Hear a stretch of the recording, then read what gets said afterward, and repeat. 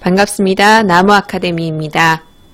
이번 영상에서는 고2 독서 신사고 3-5단원 안녕 코르데라 공부해 보도록 하겠습니다. 3-5단원은 지역의 특성을 고려한 글 읽기입니다. 이 앞단원인 예덕선생전에서는 시대의 특성을 고려한 글 읽기 공부하셨죠. 그 다음 단원으로 이제는 지역의 특성, 그 글에 담긴 지역의 특성을 고려한 글 읽기 공부하겠습니다. 자, 그럼 어떤 유형이 많이 출제됐는지 먼저 점검할게요. 첫 번째로 글의 전반에 걸친 내용 확인 문제, 우리 독서 과목의 단골 문제죠. 그리고 소설의 특정 소재나 구절의 의미를 묻는 문제. 이 단원에서 가장 많이 출제된 유형은 가장 기본적인 유형이었어요. 내용 확인, 그리고 특정 소재, 구절에 관한 문제. 그리고 두 번째로는 여러분 교과서 본문 뒤에 독서 역량 기르기에 보면 4번에 글이 하나 실려 있거든요.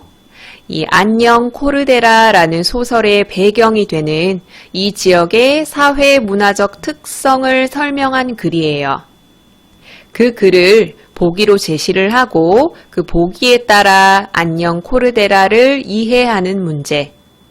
그런 문제가 두 번째로 많이 출제되었습니다. 베스트 1 출제 유형은 제일 많이 출제된 유형은 여러분이 익숙하게 봐왔던 유형이니까 두 번째 유형에 좀 더 주의를 기울이시면서 공부할게요. 자, 알고 가기 보면 지역의 특성을 고려한 글 읽기에 관해서 설명하는 부분이 나오거든요. 이 부분에서 특별히 많이 출제되지는 않았어요. 어쩌다가 한 문제쯤 그래도 내용 확인 문제에 선지로 얼마든지 활용될 수 있는 거 아시죠? 여기 하나하나의 문장들이 선지로 나왔을 때 내가 OX를 판단할 수 있는지 그 정도까지 공부해 놓으셔야 됩니다. 자, 1번은 글에 반영된 지역의 사회문화적 특성입니다. 여기 지역의 사고방식이나 생활방식 이런 것들이 글의 제재나 주제와 같은 내용적 측면이나 글쓰기 관습이나 글쓰기 방식 같은 형식적 측면에 반영이 된다. 그러니까 지역의 사고방식이나 생활방식을 주의 깊게 보세요 라는 내용입니다. 두 번째는 다양한 지역에서 생산된 가치 있는 글 읽기라는 건데 읽기 방식 한번 점검해 볼게요. 총 두 가지가 나오거든요. 첫 번째는 지역의 사회문화적 특성이 글의 내용과 형식에 어떻게 반영되어 있는지 확인을 하세요 라는 거고요. 두 번째는 글에 드러난 사회문화의 다양성을 이해하며 여러 지역에서 생산된 가치 있는 글을 읽으세요 라는 것이죠. 그 중에 여러분 2단원 마지막에 독서 역량 펼치기라는 글이 있거든요. 거기에는 지금 설명할 인류의 보편적 정서나 사고에 관한 내용도 실려 있어요. 그 펼치기 부분에 안데스 지역에 사는 자기 어머니에 관한 글이거든요. 거기 보면 그 지역의 특수성도 드러나기도 하지만 인류의 보편적인 정서도 드러나고 있어요. 산의 신령에게 안전을 기원한다든지 하는 모습이죠. 이 부분이 방금 읽은 이것과 관련해서 출제될 수도 있으니까 염두에 두십시오. 나머지는 여러분이 읽어보시고 저는 제재 읽기 바로 들어가도록 할게요. 그럼 제재에 들어가기 전에 우리 먼저 봐야 할 게 있거든요. 그게 뭐냐면 독서 역량 기르기에 보면 이런 내용이 제시가 돼 있어요. 여기 이 초록색 부분은 출제 경향을 해설해 놓은 거거든요. 그래서 여기 독서 역량 기르기에 제시된 이 글을 보기로 제시하고 안녕 코르데라라는 글을 이해하는 문제가 출제 유형 두 번째였죠. 그래서 이걸 먼저 보고 갈 거예요. 1892년 19세기에 발표된 안녕 코르데라는 19세기 스페인 아스투리아스 지방을 무대로 하여 근대화와 전쟁의 영향으로 붕괴되는 전원적 삶의 단면을 서정적으로 그려내고 있다. 방금 읽은 데서 중요한 거 많이 나왔어요. 거의 핵심이지요. 이 글에서 드러내고자 하는 바이기도 하고요. 근대화라는 말은 여러분이 이 단원을 공부할 때 빠뜨려서는 안 되는 굉장히 중요한 개념이에요. 근대화와 전쟁으로 인해서 이 글의 주인공인 로사와 피닌이 굉장히 상처를 받죠. 전원적으로 평화롭게 살고 있었는데 그것이 붕괴되는 과정을 보여주고 있습니다. 근대화, 전쟁. 이 작품의 공간적 배경인 아스투리아스 지방은 풀밭이 많아 소, 말 등을 기르는 목축업이 발달한 지역이다. 그래서 목가적이고 전원적인 풍경의 마을이 많고 소, 말과 같은 가축을 친숙하게 접할 수 있는 곳이다. 자, 그럼 이런 사회문화적 특성이 드러난 부분을 여러분이 글에서 찾으실 수 있어야 돼요.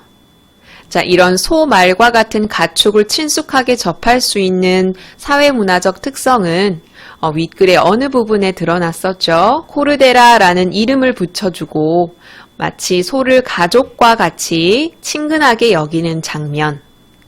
그 장면이 바로 방금 설명했던 이 사회문화적 특성이 잘 드러나는 부분이에요.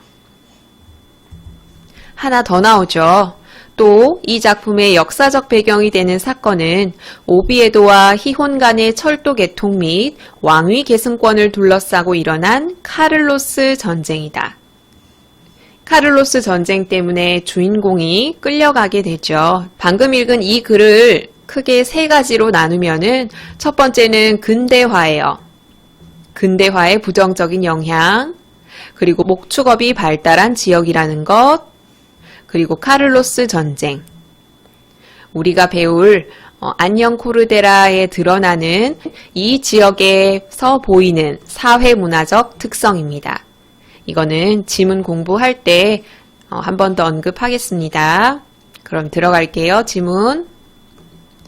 로사, 피닌, 코르데라.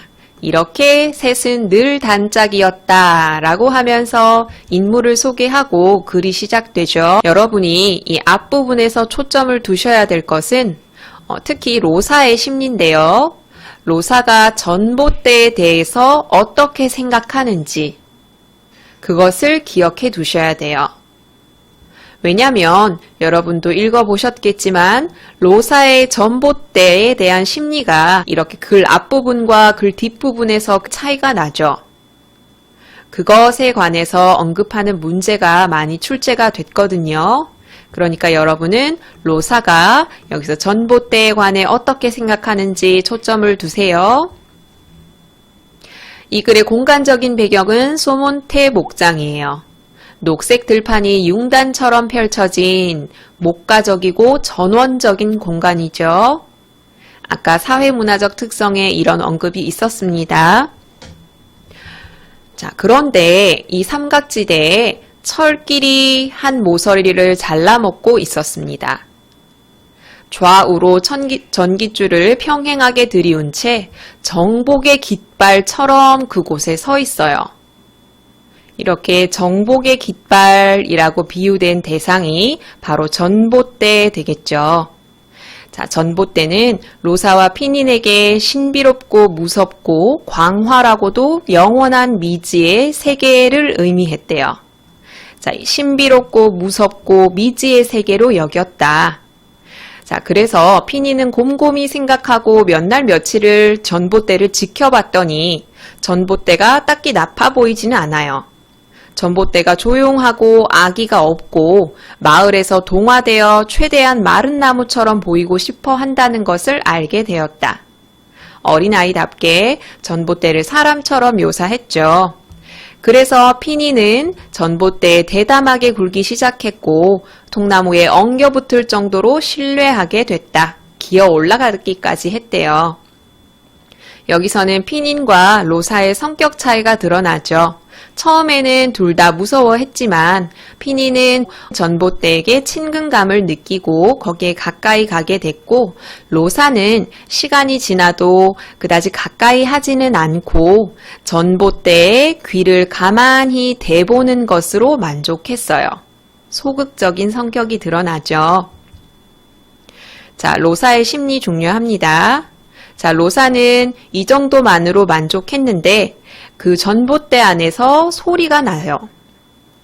그는 전선과 맞닿은 마른 소나무의 섬유 조직에 바람이 불러일으키는 무시무시한 금속성 소리. 전봇대에 이런 소리가 나나 봐요.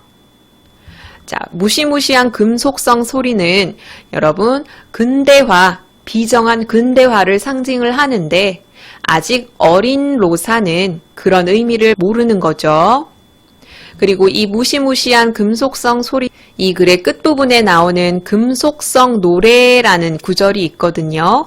이것과 비교하는 문제가 아주 많이 출제되었습니다.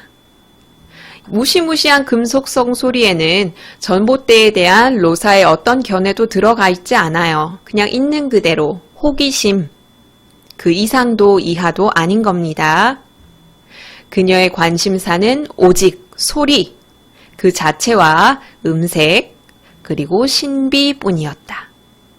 자, 전봇대 소리를 신비하게 동경의 느낌으로 바라보고 있다는 점 확실히 정리되시죠?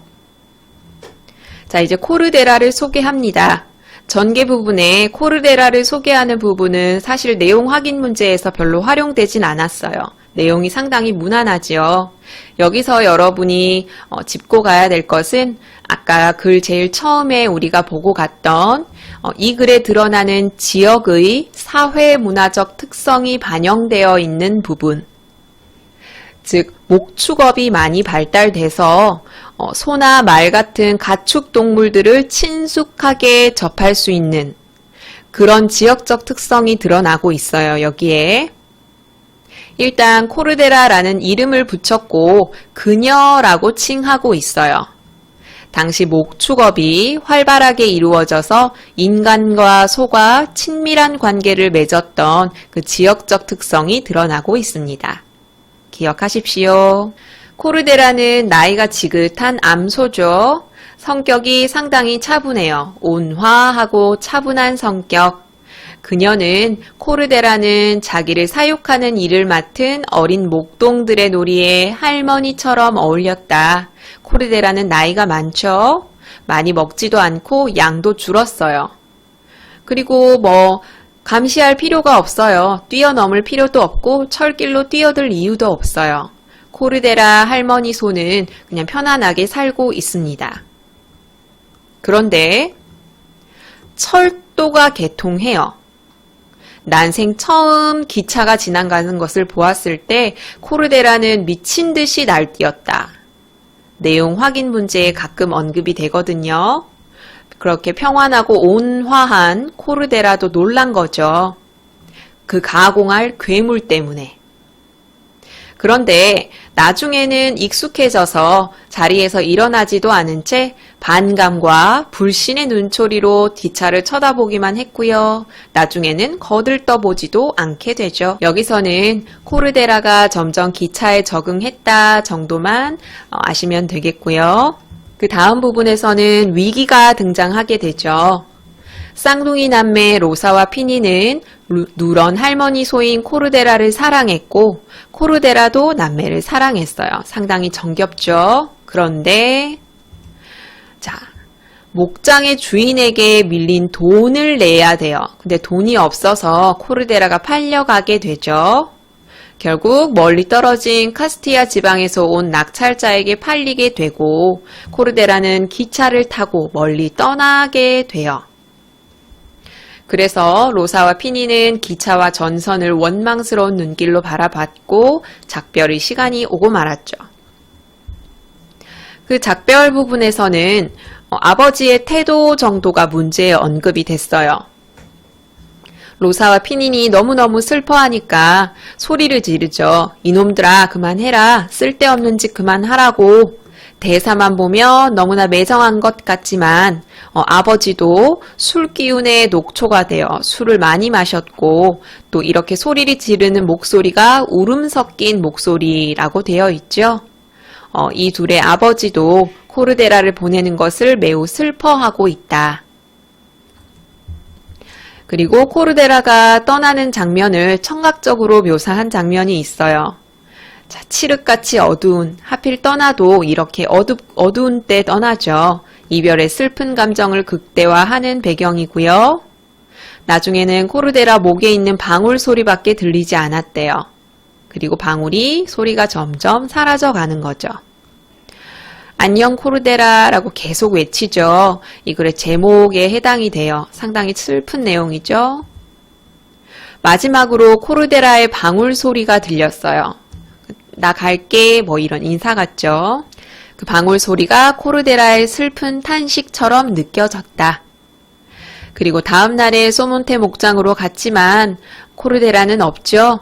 그 코르데라가 없는 소몬테는 사막과도 같았다. 이 사막은 글의 마지막에도 한 번 더 나오죠. 누가 떠났을 때, 피닌이 떠났을 때, 로사가 목장에 혼자 서 있는데 그걸 사막과 같다고 이야기합니다. 갑자기 기차가 지나가죠. 화물차는 닫혀 있었지만 뭐가 보여요. 자, 높고 좁은 차창과 환기통에서 겁에 질린 채 채광창을 통해 멍하니 밖을 내다보는 암소들의 머리. 기차에 어렴풋이 보여요. 코르데라가 여기 있는지 없는지는 모르지만 코르데라가 있다고 생각하고 또 계속 인사를 하죠. 근데 인사를 하는 중간에 피닌이 이런 얘기를 해요. 코르데라를 도살장으로 데려가는 거야. 소고기가 돼서 지체 높은 양반네들과 사제들, 졸부들 입에 들어가는 거라고. 자, 피닌은 어리지만 코르데라가 왜 팔려가야 되는지를 잘 알고 있죠. 돈 많은 대식가들의 탐욕에 희생된 코르데라. 이 부분은 나중에 피닌이 희생되는 부분과 대응이 돼서 그 부분과 연관을 지어서 이해하셔야 돼요. 여기 있는 코르데라가 대식가들의 탐욕에 희생이 되듯이 뒤에 피닌도 권력자들의 야망에 의해서 희생이 되죠. 코르데라와 피닌은 대응이 되고 있습니다. 그 뒤로 오랜 세월이 흘렀어요. 둘 다 성인이 됐습니다. 그런데 바로 나오죠. 왕이 피닌을 데려가 버렸어요. 징집한 거죠. 카를로스 전쟁이 일어난 게 된 겁니다. 자, 이것은 아까 앞부분에 제일 처음에 봤던 이 지역에 관한 사회 문화적 특성에 여기 카를로스 전쟁이 언급이 됐었죠. 이 지역만의 사회 문화적 특성이 드러나는 부분이 바로 여기 있는 피닌이 징집에 끌려가는 부분입니다. 아버지는 패배자 토호의 집을 돌봐주는 처지였어요. 패배자예요. 그러니까 뭔가 자기 아들이 군대에 끌려가지 않게 해달라고 부탁할 사람도 없는 거죠. 그러니 떡갈나무처럼 건장한 피닌이 쓸모없다고 주장할 만한 힘, 전쟁에 데려가지 말아달라고 부탁할 힘이 없었다. 자, 이제 이별 장면입니다. 코르데라도 열차가 싣고 갔는데 피닌도 열차가 싣고 가요. 그녀의 유일한 사랑인 오빠를 데려가고 있었다. 멀리서 기적이 울리고 철길에 기차가 나타나는가 싶더니 번개처럼 지나갔다. 자, 오빠가 징집돼서 군대에 끌려가는데 멀리서 본 것처럼 지금 묘사가 되죠. 여기 이 부분은 피닌과 로사가 헤어진 그 당시가 아니라 헤어지고 나서 얼마 후에 소몬테 목장에서 열차가 지나가기를 기다리는 로사의 모습을 보여주고 있는 거예요. 그러니까 이미 피닌과 헤어졌고요. 목장에서는 지나가는 열차가 보이잖아요. 그 열차를 보고 있는 겁니다. 자, 계속 보고 있었겠죠. 철길에 기차가 나타나는가 싶더니 번개처럼 지나갔어요. 기차 바퀴에 거의 들러붙다시피 한 로사의 눈, 그 말은 계속 지켜보고 있었다는 얘기죠. 3등 칸에 타고 있던 불쌍한 장병들의 바글거리는 머리통이 들어왔다. 이거 아까 코르데라가 팔려갈 때 보였던 암소들의 머리, 그리고 불쌍한 장병들의 머리통, 이 두 개가 대응이 되죠. 그 암소들이나 장병들이나 전부 누군가의 탐욕에 의해 희생되고 있습니다. 자, 어느 왕과 알지 못할 이념을 받들어 거대한 조국에서 일어난 동족 상잔의 전쟁에 목숨을 바치러 가는 길, 말 그대로 희생이지요. 자, 차창 밖으로 몸을 반쯤 내민 피닌, 자, 이 장면이 바로 피닌과 작별을 했던 그 당시예요. 두 사람의 팔이 닿을락 말락 스쳤다. 로사는 요란한 바퀴 소리와 다른 징병자들의 고함 소리 사이로 아득한 고통의 기억이 북받쳐 오르는 듯 흐느껴 울부짖는 오빠의 목소리. 자, 굉장히 슬프게 이별을 했어요. 안녕 로사, 안녕 코르데라. 자, 그렇게 작별을 한 거예요. 자, 그리고 로사가 생각을 합니다. 할머니 암소가 떠나던 그날처럼, 코르데라가 떠나던 그날처럼 오빠는 저 멀리로 갔어. 세상이 오빠를 데려가 버렸어. 코르데라가 소고기가 되어 대식가들의 졸부들의 밥상에 오르기 위해 떠났듯이 오빠의 영혼과 육신은 세상의 광기와 타인의 야망을 위한 포신이 되기 위해 떠난 거야. 코르데라와 오빠를 동일시하고 있죠. 거기서 포신이라는 말이 나오는데 대포의 몸통이라는 사전적인 뜻인데 여기서는 오빠의 영혼과 육신을 비유하는 말로 쓰였습니다. 이제 그녀는 홀로 남았어요. 이제 정말 소몬테 목장은 사막과도 같았다. 피닌마저 없으니 정말 사막 같았겠죠. 자, 그리고 철길을 바라보고 증오를 느끼고 분노를 느껴요. 그 근대화, 전쟁으로 인해서 코르데라도 희생이 됐고 피닌도 희생이 됐죠. 자, 그리고 아무 생각 없이 전봇대에 머리를 기댔어요. 어릴 때는 일부러 머리를 기대 보았었죠. 자, 전봇대에 머리를 기대 봤더니 금속성의 노래가 들리네요. 아까 글 앞부분에서 언급했었죠. 글 앞부분에 나왔던 그 소리는 로사의 부정적인 심리가 드러나 있지 않은 그런 소리였고요. 여기서 말하는 금속성의 노래는 로사의 슬픔이, 분노가, 증오가 들어있는 노래예요. 자, 그래서 그것을 눈물과 체념의 노래, 고독과 죽음의 노래라고 이야기합니다. 자, 마치 비명처럼 숨가쁜 떨림 속에서 그녀는 눈앞에 펼쳐진 철길에서 아련하게 흐느끼는 소리를 들은 것만 같았다. 자, 이렇게 끝나고 있어요. 안녕 로사, 안녕 코르데라. 이렇게 피닌의 인사말로 마무리가 되죠. 아무래도 부정적인 결말이 예측이 됩니다. 작별 인사잖아요. 자, 안녕 코르데라 제재 분석 보셨고요. 우리는 그럼 문제 한번 풀어보겠습니다. 출제 유형 베스트 첫 번째였던 내용 확인 문제입니다. 윗글에 대한 이해로 적절하지 않은 것은? 글의 전반적인 내용 확인 문제이기 때문에 이 화면 안에 지문을 전부 제시할 수가 없거든요. 그러니까 지문을 볼 수 있는 교과서 같은 걸 앞에 펴놓고 풀어보십시오. 정지 버튼 누르시고 적절하지 않은 거 찾아보세요. 같이 볼까요? 1번 기차에 탄 피니는 울부짖으며 로사에게 작별 인사를 했다.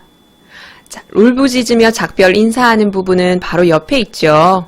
흐느끼며 울부짖는 오빠의 목소리를 또렷이 들을 수 있었다. 울부짖으면서 작별 인사한 거 맞네요. 2번 자발적으로 전쟁에 참가하는 장병들은 언급되어 있지 않다. 이거는 글 내용을 다 읽어야 풀 수 있죠. 자발적으로 참가했다라는 내용은 제시되어 있지 않아요. 3번. 로사는 피닌을 보기 위해 빠르게 달리는 기차를 주시하였다. 딱 한 부분에 정확하게 있거든요. 여기 기차 바퀴에 거의 들러붙다시피 한 로사의 눈이라는 내용이 있어요. 그 말은 빠르게 달리는 기차를 주시하고 있었다는 거죠. 그 다음 4번. 안톤 데 친타는 아버지죠. 자신의 야망 때문에 피닌을 전쟁터로 보냈다. 이거 틀린 거 아시죠? 아버지는 왜 피닌을 전쟁터에 보낼 수밖에 없었습니까? 힘이 없어서였어요. 힘이 없어서 여기 드러나죠. 안톤 데 친타는 패배자 토들의 집을 돌봐주는 처지였고 힘이 없었어요. 부탁할 사람도 없었고요. 그래서 4번은 틀렸고요. 5번. 로사는 피닌이 다른 사람의 야망을 위해 전쟁터로 끌려갔다고 생각한다. 야망이란 말이 어디 있었죠? 바로 옆에 있었죠. 오빠의 영혼과 육신은 세상의 광기와 타인의 야망을 위한 포신이 되기 위해 떠난 거야. 다른 사람의 야망을 위해서 오빠가 희생된 것이라고 생각하고 있습니다. 그래서 1번의 정답은 4번입니다. 다른 문제 풀어볼까요?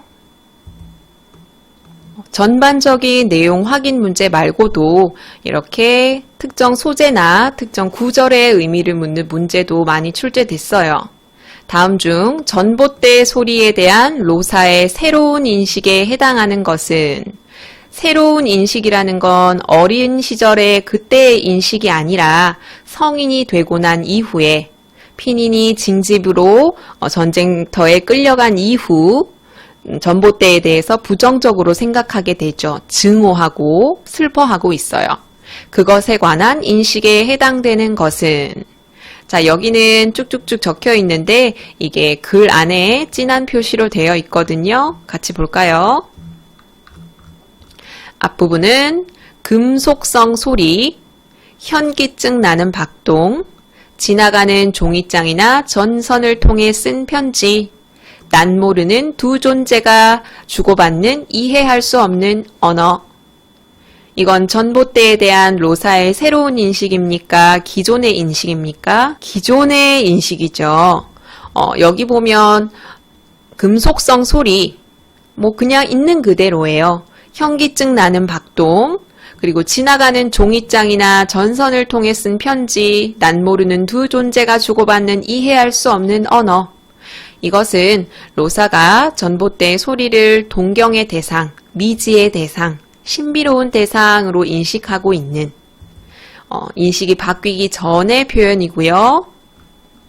마지막 5번이 이거였어요. 고독과 죽음의 노래. 이것은 전봇대 소리에 대한 로사의 새로운 인식에 해당되죠. 부정적으로 느끼고 있습니다. 그래서 12번의 답은 5번입니다. 16번 한번 볼게요. 16번은 우리 글 맨 처음에 배우기 전에 보았던 이 지역의 사회문화적 특성을 설명한 부분, 그 부분을 편집해서 이렇게 제시하기도 하거든요. 그 중에서 가장 난이도가 낮은 문제예요. 처음에 읽었던 그 글에 빈칸을 제시해놨죠. 이 빈칸에 들어갈 말로 적절하지 않은 것을 묻는 문제입니다. 같이 봅시다. 1892년에 발표된 안녕 코르데라는 아스투리아스 지방을 무대로 하여 무엇과 무엇의 영향으로 무엇되는 무엇의 삶을 그려내고 있다. 근대화와 전쟁의 영향으로. 맞는 말이네요.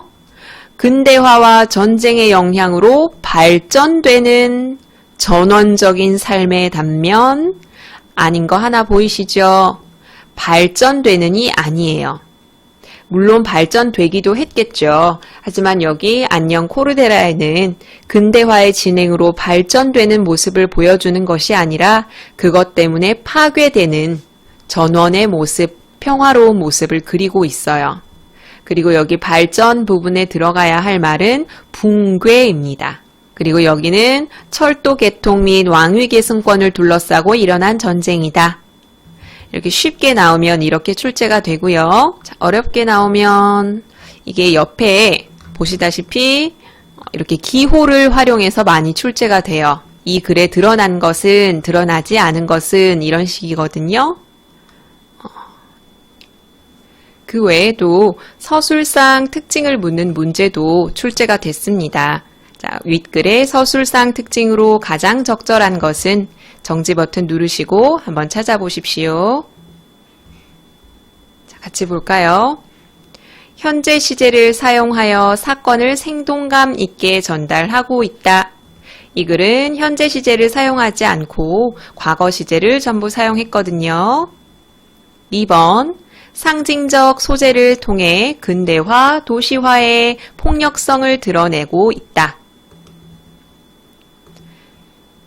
답인 거 눈치채셨습니까? 기차도 있고 전봇대도 있고 근대화를 상징하는 소재가 있었죠. 근대화, 도시화의 폭력성을 드러냈다.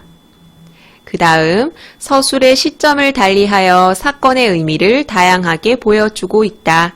이 글의 서술의 시점이 달라진 부분은 없었죠. 4번 작품 속 인물이 자신의 체험을 서술하여 작품 속 인물이 아니라 전지적 작가 시점이니까 작품 바깥에 가상의 대상이 서술하고 있는 거죠. 5번 동시에 일어난 두 개의 사건을 제시하여 동시에 일어난 두 가지 사건은 나온 적이 없어요. 같은 지역 안에서 시간의 흐름에 따라 어떤 변화가 있었는지 보여주고 있을 뿐이죠. 자, 이렇게 안녕 코르데라 같이 공부해 봤습니다. 독서 역량 기르기에 제시된 그 지문 보기에 같이 제시되니까 그 부분 꼼꼼히 확인하시고 내용 확인 문제 많이 출제되는 거 아시죠? 그리 긴 편은 아니지만 그래도 일반 설명문이나 논설문보다는 긴 편이니까 여러 번 정독해서 줄거리는 기본적으로 파악하고 있으셔야 됩니다. 이번 단원 마무리할게요. 이 모든 자료는 나무 아카데미 홈페이지에서 이용하실 수 있습니다.